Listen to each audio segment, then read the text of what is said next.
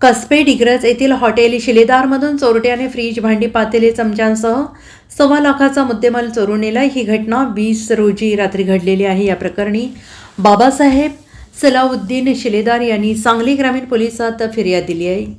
फिर्यादी बाबासाहेब शिलेदार यांचे कसबे डिग्रज येथे हॉटेल आहे.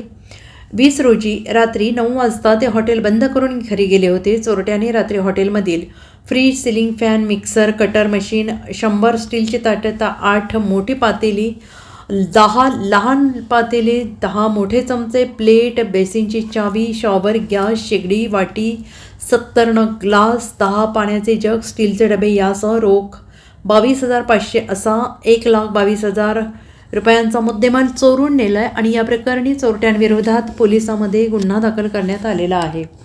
Bureau report, SBN Marathi, Kasbe Digraj.